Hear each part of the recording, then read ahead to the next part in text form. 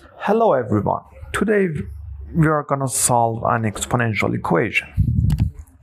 10 to the power of x plus 11 to the power of x plus 12 to the power of x equals 13 to the power of x plus 14 to the power of x. It is very hard to solve for all x.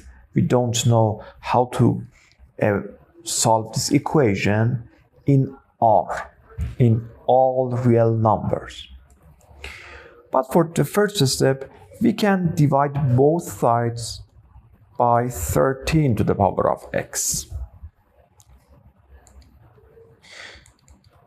We can divide both sides to 13 to the power of x. So it is 10 over 13 to the power of x,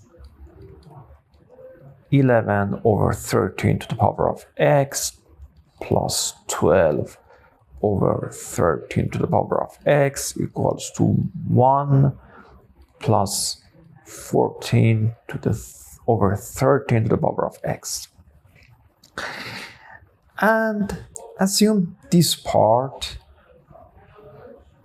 as an f of x and this part as a g of x. It is obvious that if we increase x, f of x decrease because these fractions are less than 1. And when x increases, f of x will decrease. So it is descending function.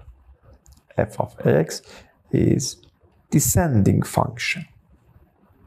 And this part, 1 is neutral and 14 over 13 to the power of x. This fraction is greater than 1, so this is an ascending function. So if we have a descending function and an ascending function, it is like this. It is, for example, an ascending function is, and this is descending function. And they only at most have one intersection, not more, at most one. So we can understand that this equation only have one answer. Okay, so this is the key point of this equation. I'm gonna rewrite this again.